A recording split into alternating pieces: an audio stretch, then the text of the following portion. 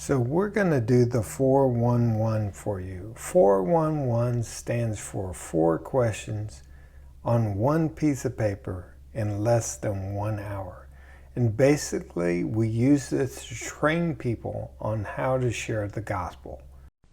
Go ahead and pause the video and get a piece of paper and a pencil or pen, and then follow along and do what we do.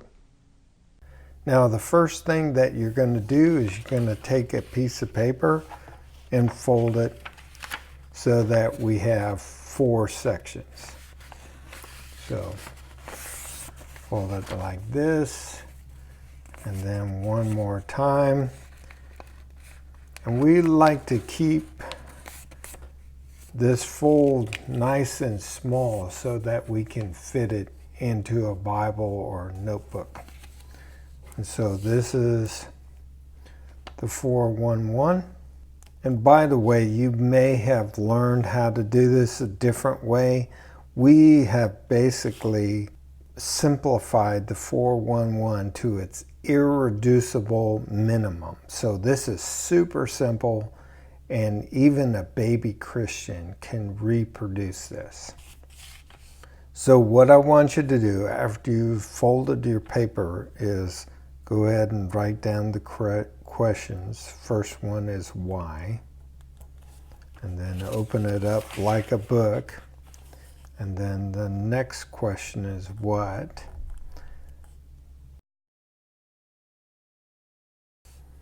And then who. And then the last question is when.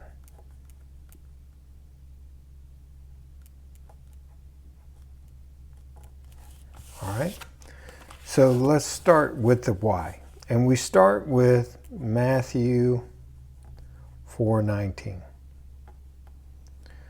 where Jesus comes up and he says to his men, "Follow me, and I'll make you fishers of men."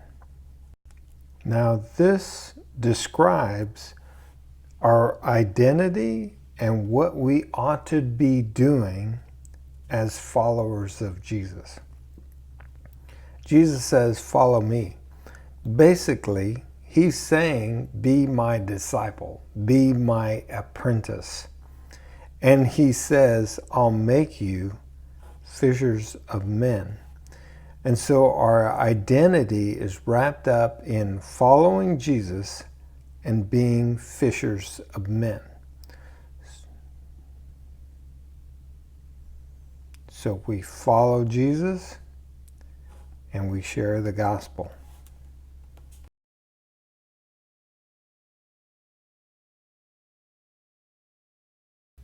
So the second question is what? What do you say? The first thing that we're going to do is start off with the gospel. So in the middle of the paper, you put a cross.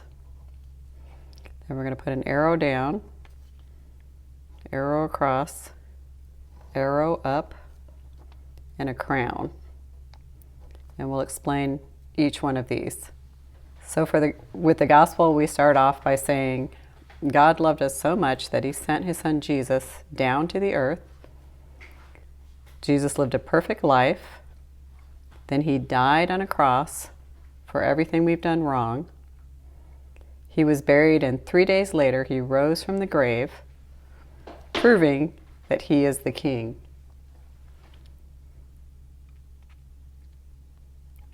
So we're going to practice that a few times. And then we're going to add 2 lines to either side. And with these 2 lines, we're going to talk about what are 2 words that described our life before we met Jesus.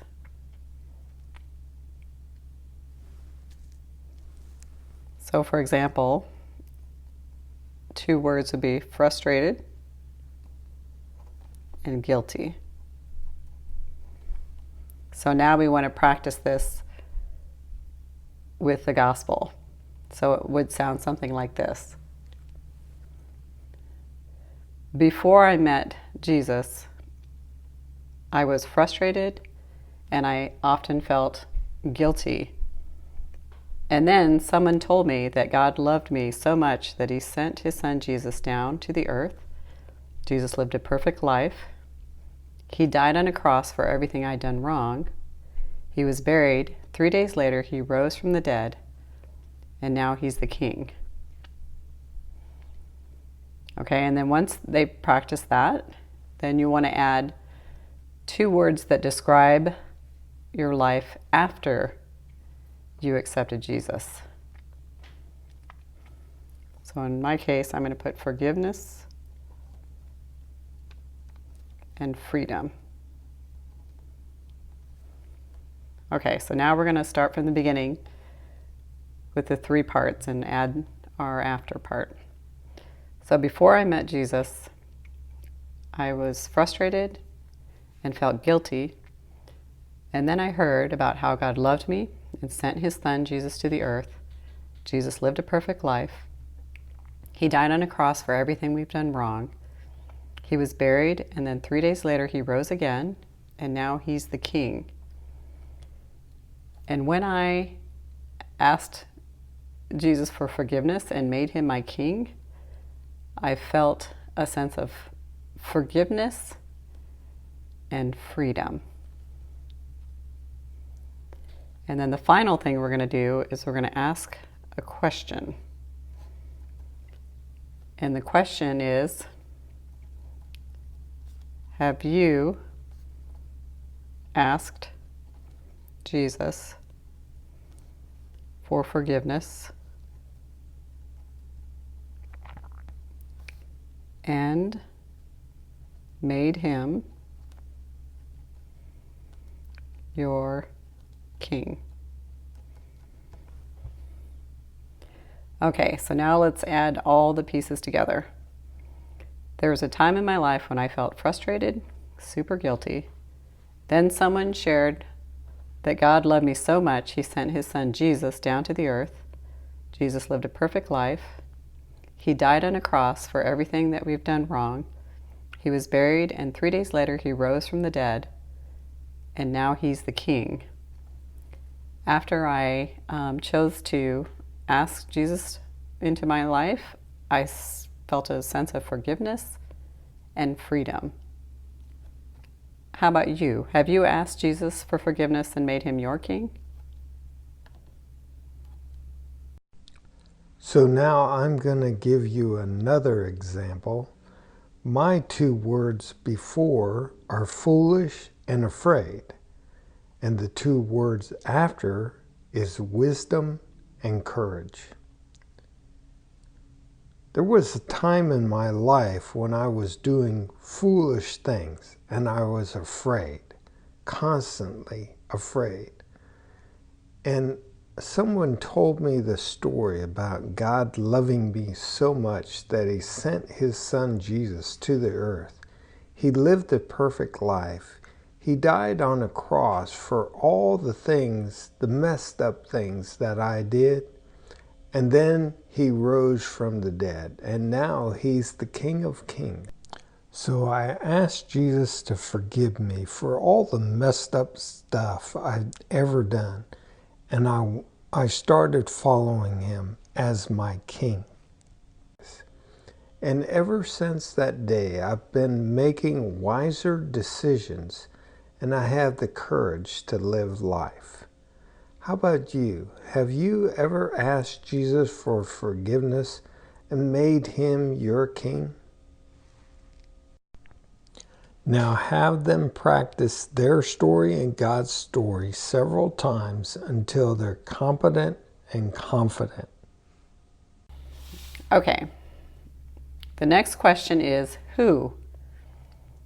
Now in this question, what we want to do is have the person put me with a circle around it in the middle, and we're going to be answering, who do we share the gospel with? And then we'll have them draw 5 circles around that initial circle, and we'll ask them to think about 5 people they know who are far from God who need to hear this message. And we'll have them draw a line to each one. That may take a little while.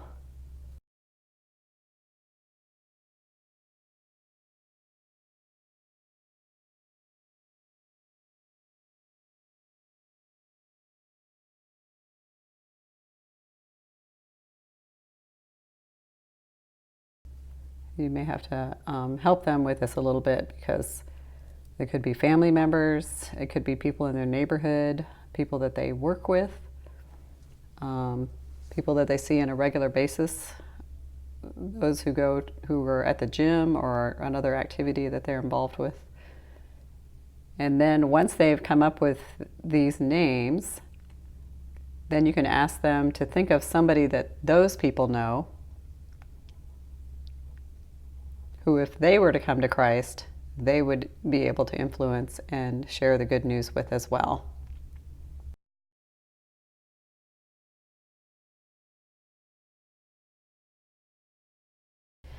Okay, so now what we have is what we call a relational network map.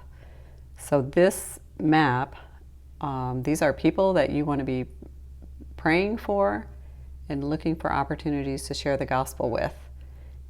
And then as you are able to share with these people around you, you can equip them to share with the people that they know, and then this can multiply.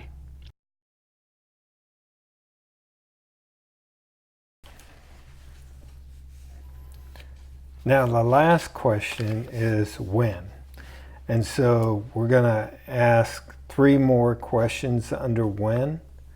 When are we going to pray for the people on our relational network map?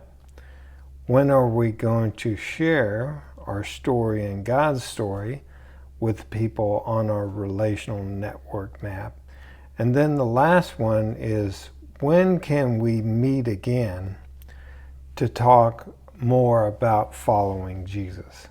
So we actually have them put a day and a time. For instance, this person may say, I'm going to pray daily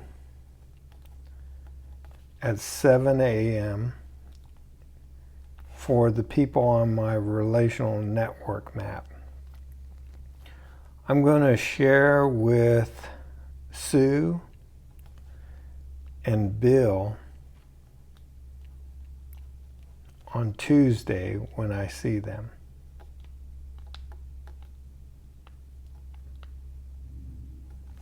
And you set up a meeting so you can continue on with the short-term discipleship.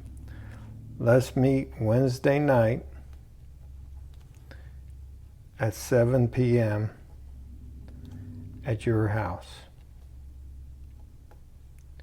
And this is a good opportunity to ask the question, is there anyone else that you can invite that would benefit from our discussions about Jesus?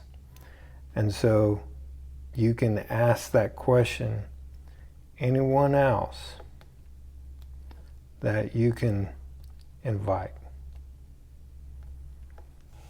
All right, so now we have a time when they're praying for people, they're sharing the gospel with the people that they know in their relational network, and you've set up the next meeting so you can continue short-term discipleship.